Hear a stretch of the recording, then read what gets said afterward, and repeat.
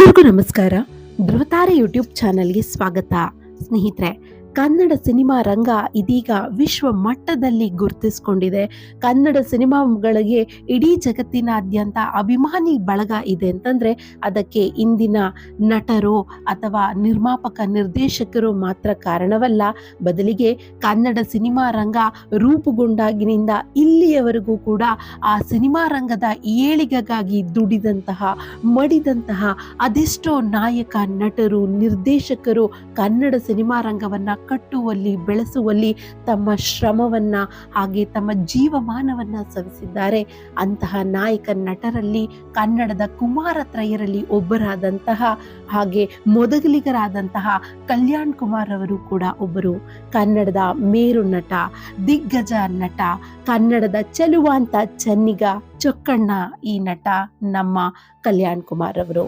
ಸ್ನೇಹಿತರೆ, ಕನ್ನಡ ಸಿನಿಮಾ ರಂಗದ ಕುಮಾರತ್ರಯರು ಕಲ್ಯಾಣ್ ಕುಮಾರ್, ಡಾಕ್ಟರ್ ರಾಜ್ಕುಮಾರ್ ಹಾಗೂ ಉದಯ್ ಕುಮಾರ್ ಈ ಮೂವರು ಕೂಡ ಕನ್ನಡ ಸಿನಿಮಾಗಳಲ್ಲಿ ಬಹಳಷ್ಟು ಸಿನಿಮಾಗಳಲ್ಲಿ ಸುಮಾರು 560ಕ್ಕೂ ಹೆಚ್ಚು ಸಿನಿಮಾಗಳಲ್ಲಿ ಈ ಮೂರೂ ನಾಯಕರು ನಟಿಸಿದ್ದಾರೆ.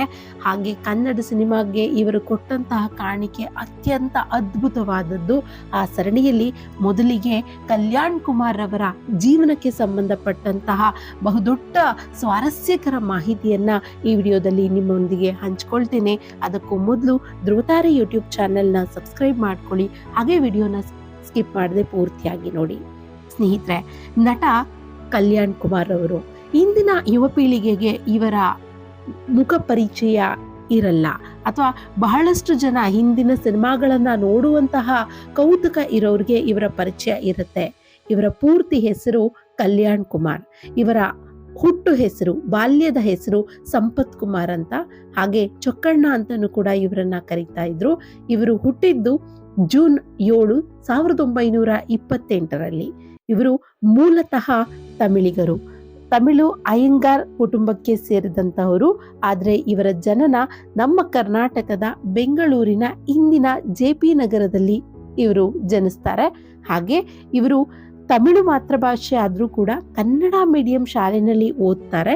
ಹಾಗೆ ಇವರು ಪ್ರಥಮವಾಗಿ ಸಿನಿಮಾ ರಂಗವನ್ನು ಪ್ರವೇಶಿಸಿದ್ದು ಕೂಡ ನಮ್ಮ ಕನ್ನಡ ಸಿನಿಮಾದ ಮೂಲಕ. 1953ರಲ್ಲಿ ತೆರೆ ಕಂಡಂತಹ ನಟಶೇಖರ ಸಿನಿಮಾ ಮೂಲಕ ಇವರು ಕನ್ನಡ ಸಿನಿಮಾ ಲೋಕಕ್ಕೆ ಪದಾರ್ಪಣೆಯನ್ನ ಮಾಡ್ತಾರೆ ನಟ ಕಲ್ಯಾಣ್ ಕುಮಾರ್ ಅವರು. ಇವರ ಸ್ಕ್ರೀನ್ ಹೆಸರನ್ನ ಕಲ್ಯಾಣ್ ಕುಮಾರ್ ಆಗಿ ಬದಲಾಯಿಸಲಾಗುತ್ತೆ. ಹಾಗೆ ಇವರು ಮೊದಲು ನಟಿಸಿದ್ದು GV ಅಯ್ಯರ್ ಅವರ ಸಿನಿಮಾದಲ್ಲಿ. ನಟಶೇಖರ ಸಿನಿಮಾವನ್ನ ಕೂಡ ನಿರ್ದೇಶನ ಮಾಡಿದ್ದು GV ಅಯ್ಯರ್ ಅವರು. ಹಾಗೆ GV ಅಯ್ಯರ್ ಜೊತೆಗೆ ಬಹಳಷ್ಟು ಸಿನಿಮಾಗಳಲ್ಲಿ ಇವರು ಕೆಲಸ ಮಾಡ್ತಾರೆ. ಕನ್ನಡ ಸಿನಿಮಾದ ರಂಗದಲ್ಲಿ 5 ದಶಕಗಳಿಗೂ ಕೂಡ ಹೆಚ್ಚು ಕಾಲ ಕಾರ್ಯನಿರ್ವಹಿಸ್ತಾರೆ. ಸುಮಾರು 200ಕ್ಕೂ ಹೆಚ್ಚು ಚಿತ್ರಗಳಲ್ಲಿ ಇವರು ನಟಿಸಿದ್ದಾರೆ. ಕನ್ನಡ, ತೆಲುಗು, ತಮಿಳು, ಹಿಂದಿ ಸೇರಿದಂತೆ ಸುಮಾರು 200ಕ್ಕೂ ಹೆಚ್ಚು ಸಿನಿಮಾಗಳಲ್ಲಿ ಅಭಿನಯಿಸುವುದರ ಮೂಲಕ ಕನ್ನಡ ಸಿನಿಮಾ ರಂಗಕ್ಕೆ ಅತ್ಯಂತ ದೊಡ್ಡ ಭಂಡಾರವನ್ನೇ ನೀಡಿ ಹೋಗಿದ್ದಾರೆ ಅಂತಾನೆ ಹೇಳಬಹುದು. ಇಂತಹ ನಟನ ಬಗ್ಗೆ ಹೇಳ್ಕೊಳ್ಳೋದಕ್ಕೆ ನಿಜಕ್ಕೂ ಕೂಡ ನಮಗೆ ಹೆಮ್ಮೆ ಅನಿಸುತ್ತೆ. ಯಾಕಂದ್ರೆ ಕನ್ನಡ ಸಿನಿಮಾ ರಂಗಕ್ಕೆ ಸಿಕ್ಕಂತಹ ಮುತ್ತು ನಮ್ಮ ಚೊಕ್ಕಣ್ಣನವರು. ಸ್ನೇಹಿತರೆ, ನಟ ಕಲ್ಯಾಣ್ ಕುಮಾರ್ ಅವರು ಡಾಕ್ಟರ್ ರಾಜ್ಕುಮಾರ್ ಅವರ ಬಗ್ಗೆ ಅಪಾರವಾದಂತಹ ಗೌರವ, ಪ್ರೀತಿ, ಆದರಗಳನ್ನು ಇಟ್ಕೊಂಡಿದ್ದಂತಹವರು. ಹಾಗೆ ಬಹಳಷ್ಟು ಸಂದರ್ಶನದ ವೇಳೆ ರಾಜ್ಕುಮಾರ್ ಅವರನ್ನ ಹೊಳೆಯುವ ನಕ್ಷತ್ರ ಅಲ್ಲ, ಇವರು ಇಡೀ ಆಕಾಶದಲ್ಲಿ ಪ್ರವರ್ತಿಸುವಂತಹ ಸೂರ್ಯ ಇದ್ದಂತೆ ಅಂತ ಹೇಳಿ ಅವರನ್ನ ಮನಸಾರೆ ಹೊಗಳಿದಂತಹವರು. ರಾಜ್ಕುಮಾರ್ ಅನ್ನೋರನ್ನ ಕಲ್ಯಾಣ್ ಕುಮಾರ್ ಅವರು ಯಾವುದೇ ಕಾರಣಕ್ಕೂ ಕೂಡ ಕಾಂಪಿಟೇಟರ್ ಅನ್ಕೊಂಡಿರ್ಲಿಲ್ಲ. ಆ ಸಮಯದಲ್ಲಿ ಅವರಿಬ್ಬರೂ ಕೂಡ ಬಹಳಷ್ಟು ದೊಡ್ಡ ಮಟ್ಟಿಗೆ ಹೆಸರನ್ನ ಮಾಡಿದವರು. ಒಂದು ಕಾಲಮಾನಕ್ಕೆ ಕಲ್ಯಾಣ್ ಕುಮಾರ್ ಅವರು ಹಿಂದಾಗ್ಬಿಡ್ತಾರೆ. ರಾಜ್ಕುಮಾರ್ ಅವರು ಅದೇ ಪಾಪ್ಯುಲಾರಿಟಿನ ಇಟ್ಕೊಂಡು ಮುಂದೆ ಬಂದು ಕೊನೆಗೆ ಕನ್ನಡ ಸಿನಿಮಾ ರಂಗದ ದೊಡ್ಡ ಮನೆ ಅಂತ ಹೇಳಿ ರಾಜ್ಕುಮಾರ್ ಕುಟುಂಬವನ್ನು ನಾವು ಕರಿತೀವಿ. ಆದರೆ ಕಲ್ಯಾಣ್ ಕುಮಾರ್ ಅವರು ಆ ಸಂದರ್ಭದಲ್ಲಿ ರಾಜ್ಕುಮಾರ್ ಅವರಷ್ಟೇ ಮುಂಚೂಣಿಯಲ್ಲಿದ್ರು ಅನ್ನೋದು ಬಹಳಷ್ಟು ಜನಕ್ಕೆ ಗೊತ್ತಿಲ್ಲದೆ ಇರುವಂತಹ ವಿಷಯ. ಸ್ನೇಹಿತರೆ, ಕಲ್ಯಾಣ್ ಕುಮಾರ್ ಅವರು ಈ ರೀತಿಯಾಗಿ ಸಿನಿಮಾ ರಂಗಕ್ಕೆ ಬರಬೇಕು ಅಂತ ಹೇಳಿ ಅವರು ಬಹಳಷ್ಟು ತಯಾರಿನ ನಡೆಸಿದ್ರು. ಮೊದಲಿಗೆ ಅವರು ಮುಂಬೈಗೆ ಹೋಗ್ತಾರೆ ಅಭಿನಯವನ್ನು ಕಲಿಯೋದಕ್ಕೆ. ನಂತರ ಅವರು ಚೆನ್ನೈಗೆ ಬರ್ತಾರೆ ಸಿನಿಮಾ ಒಂದು ಆಫರ್ನ ಎದುರು ನೋಡ್ಕೊಳ್ತಾ. ಹಾಗೆ ಅವರಿಗೆ ಮೊಟ್ಟ ಮೊದಲಿಗೆ ಕೈ ಹಿಡಿದಿದ್ದು ನಮ್ಮ ಕನ್ನಡ ಸಿನಿಮಾ ರಂಗ. ಹಾಗೆ 1953ರ ನಟಶೇಖರ ಸಿನಿಮಾವನ್ನಲ್ಲಿ ಅಭಿನಯಿಸ್ತಾರೆ. ಆ ಒಂದು ಸಿನಿಮಾ ಅವರ ಕಲೆಯನ್ನ ಗುರುತಿಸುವಂತಹ ಸಿನಿಮಾ ಆಗಿತ್ತು. ಪೌರಾಣಿಕ ಪಾತ್ರವನ್ನ ಮಾಡಿದ್ರು ನಟ ಕಲ್ಯಾಣ್ ಕುಮಾರ್ ಅವರು ಆ ಸಿನಿಮಾದಲ್ಲಿ. ಅದಾದ ನಂತರ ಅವರು ಸಿನಿಮಾ ರಂಗದಲ್ಲಿ ದೊಡ್ಡ ಮಟ್ಟಿಗೆ ಹೆಸರನ್ನ ಮಾಡ್ತಾರೆ. ಅವರು ಅಮರಶಿಲ್ಪಿ ಜಕಣಾಚಾರಿ ಅವರ ಅಭಿನಯದ ಮೊದಲ ಕನ್ನಡದ ವರ್ಣರಂಜಿತ ಸಿನಿಮಾ ಅಂತಾನೆ ಹೇಳ್ಬೋದು. ಈ ಚಿತ್ರದಲ್ಲಿ ಮೊಟ್ಟ ಮೊದಲಿಗೆ ಬಾರಿ ಬಣ್ಣವನ್ನ ಕಲರ್ಫುಲ್ ಬಣ್ಣವನ್ನ ಯೂಸ್ ಮಾಡಿರ್ತಾರೆ. ಅದಕ್ಕೆ ಮುಂಚೆ ಬರ್ತಿದ್ದಂತ ಸಿನಿಮಾಗಳೆಲ್ಲವೂ ಕೂಡ ವೈಟ್ ಅಂಡ್ ಬ್ಲಾಕ್, ಕಪ್ಪು ಬಿಳುಪು ಸಿನಿಮಾ ಆಗಿರುತ್ತೆ. 1963ರಲ್ಲಿ ತೆರೆ ಕಂಡಂತಹ ಅಮರಶಿಲ್ಪಿ ಜಕಣಾಚಾರಿ ಚಿತ್ರ ಕನ್ನಡ ಸಿನಿಮಾದ ಮೊಟ್ಟ ಮೊದಲ ಕಲರ್ ಸಿನಿಮಾ ಅಂತ ಹೆಗ್ಗಳಿಕೆಗೆ ಪಾತ್ರವಾಗುತ್ತೆ. ಅಂತ ಸಿನಿಮಾದಲ್ಲಿ ನಟಿಸಿದಂತಹ ನಟ ನಮ್ಮ ಕಲ್ಯಾಣ್ ಕುಮಾರ್ ಅವರು. 1960 ಮತ್ತು 70ರ ದಶಕ ಕನ್ನಡ ಚಿತ್ರರಂಗದಲ್ಲಿ ಇತರ ಇಬ್ಬರು ನಟರು ಕೂಡ ಇವರಿಗೆ ದೊಡ್ಡ ಸ್ಪರ್ಧಿಗಳಾಗಿದ್ರು. ಅಂದ್ರೆ ಅವರ ಮಧ್ಯೆ ಸ್ಪರ್ಧೆ ಇರಲಿಲ್ಲ, ಆದ್ರೆ ಜನ ಅವರನ್ನ 3 ಜನರನ್ನು ಕೂಡ ದೊಡ್ಡ ಮಟ್ಟಿಗೆ ಅವರನ್ನ ಅಕ್ಸೆಪ್ಟ್ ಮಾಡ್ಕೊಂಡಿದ್ರು. ಹಾಗೆ ರಾಜ್ಕುಮಾರ್, ಉದಯ್ ಕುಮಾರ್, ಕಲ್ಯಾಣ್ ಕುಮಾರ್ ಕನ್ನಡ ಸಿನಿಮಾ ರಂಗ ಕಂಡಂತಹ ಅತ್ಯದ್ಭುತ ನಟರು. ಹಾಗೆ ಇವರು 3 ಜನರು ಸೇರಿ ಒಂದು ಸಿನಿಮಾದಲ್ಲಿ ನಟಿಸ್ತಾರೆ. ಆ ಸಿನಿಮಾವೇ ಭೂದಾನ ಸಿನಿಮಾ. ಭೂದಾನ ಸಿನಿಮಾ ಕನ್ನಡ ಸಿನಿಮಾ ರಂಗದ ಅತ್ಯಂತ ದೊಡ್ಡ ಸಿನಿಮಾ ಅಂತಾನೆ ಹೇಳ್ಬೋದು. ಕನ್ನಡದ 3 ಜನ ದೊಡ್ಡ ದಿಗ್ಗಜ ನಟರು ನಟಿಸಿದಂತಹ ಏಕೈಕ ಸಿನಿಮಾವದು. ಆ ಸಿನಿಮಾದಲ್ಲಿ ಬಹಳ ಅದ್ಭುತವಾಗಿ ಆ ಸಂದರ್ಭದಲ್ಲಿ ಒಂದು ಭೂಮಿಗೆ ಸಂಬಂಧಪಟ್ಟಂತೆ ಬ್ರಿಟಿಷರ ವಿರುದ್ಧವಾಗಿ ಬಂದಂತಹ ಸಿನಿಮಾ ಅದಾಗಿರುತ್ತೆ. ಆ ಸಿನಿಮಾದ ಮನೋಜ್ಞ ಅಭಿನಯ, ಮೂವರಲ್ಲೂ ಕೂಡ ನಾವು ಅಭಿನಯವನ್ನು ಕಾಣಬಹುದು. ಅಂತಹ ಒಳ್ಳೆಯ ಸಿನಿಮಾವನ್ನ ಕೊಟ್ಟಂತಹ ನಟ ನಮ್ಮ ಕಲ್ಯಾಣ್ ಕುಮಾರ್ ಅವರು. ಹಾಗೆ ಕಲ್ಯಾಣ್ ಕುಮಾರ್ ನಟನಾಗಿ ವೃತ್ತಿ ಜೀವನವನ್ನ ಅಕ್ಸೆಪ್ಟ್ ಮಾಡ್ಕೊಂಡಿರ್ತಾರೆ. ಹಾಗೆ ಇವರು ತಮ್ಮ ಆರಂಭಿಕ ಸಿನಿಮಾ ರಂಗದಲ್ಲಿ ಬಹಳಷ್ಟು ನಟಿಯರೊಂದಿಗೆ ನಟನೆಯನ್ನ ಮಾಡಿರ್ತಾರೆ. ಹಾಗೆ ಇವರು ತಮಿಳುನಾಡಿನ ಮುಖ್ಯಮಂತ್ರಿಯಾಗಿದ್ದಂತಹ ನಟಿ ಹಾಗೂ ರಾಜಕಾರಣಿ ಜಯಲಲಿತಾ ಅವರೊಟ್ಟಿಗೆ ಆ ನಟನೆಯನ್ನ ಮಾಡಿರ್ತಾರೆ. ಕನ್ನಡದ ಮಾವನ ಮಗಳು ಸಿನಿಮಾದಲ್ಲಿ ನಟಿ ಜಯಲಲಿತಾರವರು ಕಲ್ಯಾಣ್ ಕುಮಾರ್ ಅವರಿಗೆ ನಾಯಕಿಯಾಗಿ ಅಭಿನಯಿಸಿರ್ತಾರೆ. ಕನ್ನಡದಲ್ಲಿ ಅವರಿಗೆ ಅದು ಮೊಟ್ಟ ಮೊದಲ ಸಿನಿಮಾದಲ್ಲೇ ಕನ್ನಡದ ಟಾಪ್ ನಟನ ಜೊತೆಗೆ ಅವರು ಹೀರೋಯಿನ್ ಆಗಿರ್ತಾರೆ.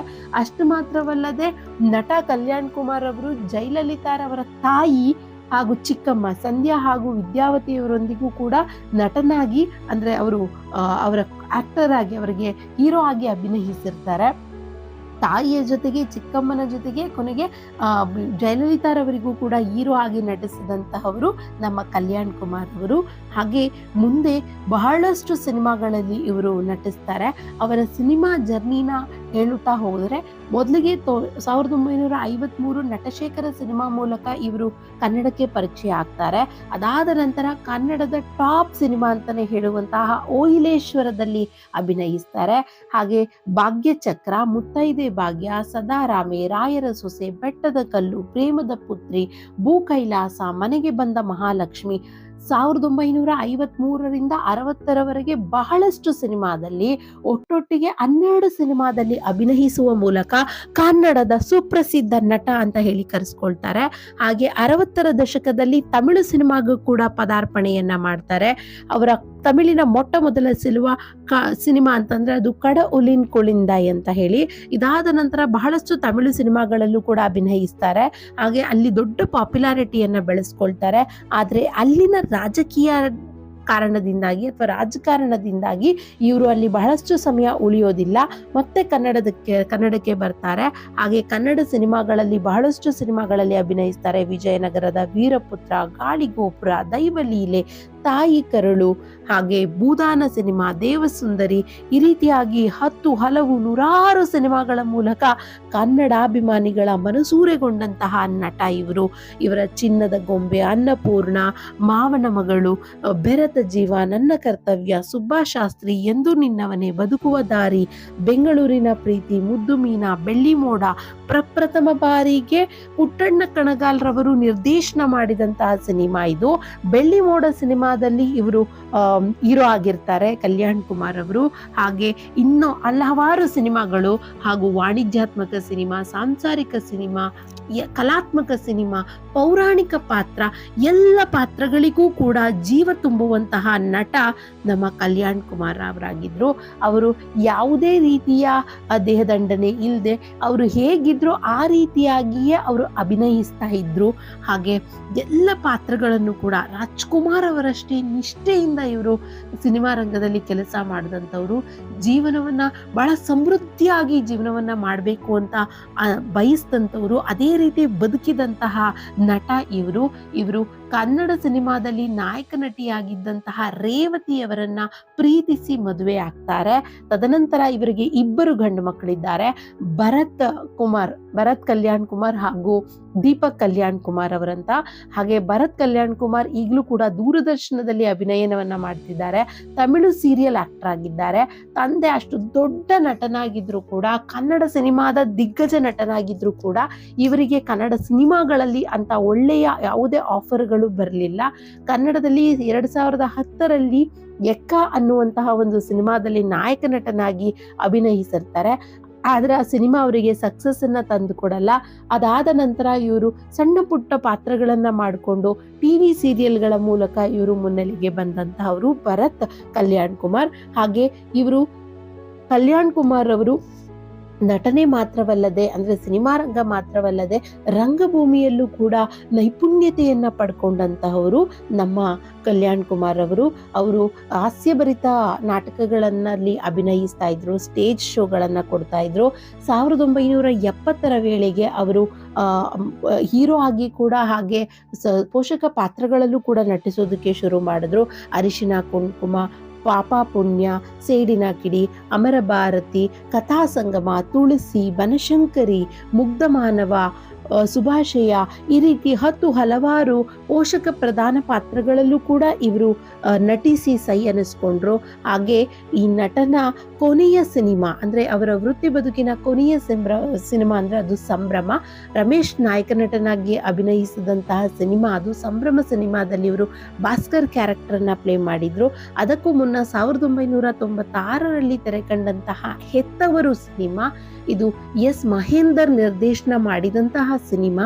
ಹೆತ್ತವರು ಸಿನಿಮಾದಲ್ಲಿ ಬಹಳ ಮನೋಜ್ಞವಾಗಿ ಇವರು ಅಭಿನಯನ ಮಾಡಿರ್ತಾರೆ. ಕಲ್ಯಾಣ್ ಕುಮಾರ್ ಹಾಗೂ ಲಕ್ಷ್ಮಿ ಅವರು ಇಬ್ರು ಕೂಡ ಜೋಡಿಯಾಗಿ ಮಾಡಿದಂತಹ ಸಿನಿಮಾ. ಹೆತ್ತ ಮಕ್ಕಳ ಕೈಯಲ್ಲೇ ತಂದೆ ಸಾವಿಗೀಡಾಗುವಂತಹ ಪಾತ್ರದಲ್ಲಿ ಮನೋಜ್ಞವಾಗಿ ಅಭಿನಯಿಸುವ ಮೂಲಕ ಇಂದಿನ 2000 ಈ ಒಂದು ಸಂದರ್ಭಕ್ಕೆ ಸಂಬಂಧಪಟ್ಟಂತೆ ಮುಂದಿನ ಜನರೇಷನಲ್ಲಿ ಮಕ್ಕಳು ಹೇಗಿರ್ತಾರೆ, ತಂದೆ ತಾಯಿಗಳನ್ನ ಯಾವ ರೀತಿ ನಡೆಸ್ಕೊಳ್ಬಹುದು ಅನ್ನೋದನ್ನ ಆಗಿನ ಸಂದರ್ಭದಲ್ಲಿಯೇ ಮನೋಜ್ಞವಾಗಿ ಕಟ್ಟಿಕೊಡುವಂತಹ ಪಾತ್ರ ಅದು. ನಿಜಕ್ಕೂ ಕೂಡ ಇಂತಹ ಮಕ್ಕಳು ಇರ್ತಾರಾ ಅಂತ ಹೆತ್ತವರು ಯೋಚಿಸ್ಬೇಕು. ಅಂತಹ ಒಂದು ಪಾತ್ರದಲ್ಲಿ ಅವರು ಅಭಿನಯಿಸಿದ್ರು. ಹಾಗೆ ಗಾನಯೋಗಿ, ಪಂಚಾಕ್ಷರಿ ಗವಾಯ್ ಆಗಿರ್ಬೋದು, ಇಂತಹ ಪಾತ್ರವನ್ನ ಇವರಿಂದ ಮಾತ್ರ ಮಾಡಬಹುದು ಅನ್ನೋಂಥ ಮಟ್ಟಿಗೆ ಅವರು ನಟನೆಯನ್ನ ಮಾಡಿದ್ರು. ಹಾಗೆ ಬಣ್ಣದ ಗೆಜ್ಜೆಯಲ್ಲಿನ ಅವರ ಕ್ಯಾರೆಕ್ಟರ್, ಅವರು ಒಂದು ನೆಗೆಟಿವ್ ಕ್ಯಾರೆಕ್ಟರ್ನಲ್ಲಿ ಪೀಟರ್ ಅನ್ನುವಂಥ ಪಾತ್ರದಲ್ಲಿ ಮಿಂಚಿರ್ತಾರೆ. ಹೀಗೆ ಹಲವಾರು ಕ್ಯಾರೆಕ್ಟರ್ಗಳನ್ನು ಮಾಡುವುದರ ಮೂಲಕ, ನೂರಾರು ಪಾತ್ರಗಳನ್ನು ನಿಭಾಯಿಸುವುದರ ಮೂಲಕ ಕನ್ನಡ ಸಿನಿ ರಸಿಕರ ಮನಸೂರೆಗೊಂಡಂತಹ ನಟ. ಹಾಗೆ ಇವರು ರಾಜಕಾರಣಕ್ಕೂ ಕೂಡ ಬಂದಿದ್ರು. ಹಾಗೆ ಇವರು ತುಂಬ ಐಷಾರಾಮಿಯಾಗಿ ಜೀವನವನ್ನ ಮಾಡಿದಂಥವರು. ಕೊನೆಗೆ ಅವರು ಸಿನಿಮಾ ನಿರ್ಮಾಣವನ್ನ ಮಾಡಿ ಬಹಳಷ್ಟು ಕಳ್ಕೊಂಡಿದ್ದು ಕೂಡ ಉಂಟು. ನಿರ್ಮಾಣ ಮಾಡುವಂತ ಸಂದರ್ಭದಲ್ಲಿ ಇವರು ನಿರ್ಮಿಸಿದಂತ ಯಾವ ಸಿನಿಮಾಗಳು ಕೂಡ ಇವರ ಕೈ ಹಿಡಿಯೋದಿಲ್ಲ. ಕೊನೆಗೆ ಇವರು ತಮ್ಮ ಕೊನೆಗಾಲದಲ್ಲಿ ಅವರಿಗೆ ಶ್ವಾಸಕೋಶದ ಕ್ಯಾನ್ಸರ್ ಬಂದು ಅವ್ರಿಗೆ ಟ್ರೀಟ್ಮೆಂಟ್ಗೆ ಅವಶ್ಯಕವಾದಂತಹ ಟ್ರೀಟ್ಮೆಂಟ್ಗೆ ಬೇಕಾದಂಥ ದುಡ್ಡು ಕೂಡ ಅವ್ರಿಗೆ ಇರಲಿಲ್ಲ ಅಂತ ಹೇಳಿ ಅಷ್ಟು ಮಾಧ್ಯಮಗಳು ಹೇಳ್ತು. ಆದರೆ ಅಂತಹ ಪರಿಸ್ಥಿತಿ ಅವ್ರಿಗಿರಲಿಲ್ಲ ಅಂತ ಸ್ವತಃ ಅವರ ಹೆಂಡತಿ ಹೇಳ್ಕೊಂಡಿದ್ರು ಒಮ್ಮೆ ಒಂದು ಸಂದರ್ಶನದ ವೇಳೆಯಲ್ಲಿ. ಅದಾದ ನಂತರ ಅವರು 1999 ಆಗಸ್ಟ್ 1ರಂದು ಈ ರೀತಿ ಶ್ವಾಸಕೋಶದ ಕ್ಯಾನ್ಸರ್ನಿಂದಾಗಿ ಬೆಂಗಳೂರಿನಲ್ಲಿ ಮರಣ ಹೊಂದುತ್ತಾರೆ. ನಟ ಬಹಳಷ್ಟು ಅವಾರ್ಡ್ಗಳನ್ನ ಪಡ್ಕೊಂಡಿರ್ತಾರೆ. ಹಾಗೆ ಇವರು ಕನ್ನಡ ಸಿನಿಮಾಗಳಲ್ಲಿ ಹಾಗೂ ತಮಿಳು, ತೆಲುಗು, ಹಾಗೆ ಹಿಂದಿ ಸಿನಿಮಾಗಳಲ್ಲಿ ನಟಿಸಿರ್ತಾರೆ. ಸ್ವಾತಂತ್ರ್ಯ ಪೂರ್ವದಿಂದಲೂ ಕೂಡ ನಟನಾಗಿ ಕಾಣಿಸ್ಕೊಂಡಂತಹವರು. ಹಾಗೆ ಇವರು ಸತ್ತಂತಹ ವೇಳೆಯಲ್ಲಿ ಕನ್ನಡ ಭಾಷೆ ಮಾತ್ರ ಅಲ್ಲ, ತೆಲುಗು, ತಮಿಳು, ಹಿಂದಿ ಹಾಗೂ ಇಂಟರ್ನ್ಯಾಷನಲ್ ಚಾನೆಲ್ನಲ್ಲೂ ಕೂಡ ಇವರ ಸಾವಿನ ಬಗ್ಗೆ ವರದಿಯಾಗಿತ್ತು. ಹಾಗೆ ಮಾಹಿತಿಗಳು ಕೂಡ ಬಿತ್ತರವಾಗಿತ್ತು. ಕನ್ನಡ ಸಿನಿಮಾ ರಂಗ ಕಂಡಂತಹ ಅತ್ಯದ್ಭುತ ನಟ ಹಾಗೂ ನಿರ್ಮಾಪಕರಾಗಿದ್ರು. ನಿರ್ಮಾಪಕನಾಗಿ ಆತ ಸೋಲನ್ನ ಕಂಡಿದ್ರು. ನಟನಾಗಿ ಬಹಳ ದೊಡ್ಡ ಹೆಸರನ್ನ ಪಡೆದಿದ್ರು. ಕರ್ನಾಟಕ ರಾಜ್ಯ ಸರ್ಕಾರ ಕೊಡುವಂತಹ ಬೆಸ್ಟ್ ನಟ ಆಗಿರ್ಬೋದು, ತಮಿಳುನಾಡು ರಾಜ್ಯ ಸರ್ಕಾರ ಕೊಡುವಂತಹ ನಟನ ಪ್ರಶಸ್ತಿ, ತೆಲುಗು ಪ್ರಶಸ್ತಿಗಳನ್ನು ಕೂಡ ಇವರು ಪಡ್ಕೊಂಡಿದ್ದಾರೆ. ಇಂತಹ ನಟ ನಮ್ಮ ಕನ್ನಡ ಸಿನಿಮಾ ಇಂಡಸ್ಟ್ರಿಯಲ್ಲಿ ಇದ್ದಿದ್ದು ನಮಗೆ ನಿಜಕ್ಕೂ ಕೂಡ ಹೆಮ್ಮೆಯ ವಿಷಯ. ಇಂತಹ ನಟರು ಇನ್ನಷ್ಟು ಬರಲಿ ಕನ್ನಡಕ್ಕೆ ಅಂತ ಕೇಳ್ಕೊಳ್ತಾ ಈ ವಿಡಿಯೋನ ಇಲ್ಲಿಗೆ ಎಂಡ್ ಮಾಡ್ತೀವಿ. ನೀವು ಕಲ್ಯಾಣ್ ಕುಮಾರ್ ಅವರ ಯಾವ ಸಿನಿಮಾವನ್ನ ನೋಡಿದ್ದೀರಾ ಅನ್ನೋದನ್ನ ಕಮೆಂಟ್ ಬಾಕ್ಸ್ ಅಲ್ಲಿ ಕಮೆಂಟ್ ಮಾಡಿ ತಿಳಿಸಿ ಅಂತ ಕೇಳ್ಕೊಳ್ತಾ ವಿಡಿಯೋನ ಎಂಡ್ ಮಾಡ್ತೀನಿ. ಧನ್ಯವಾದಗಳು.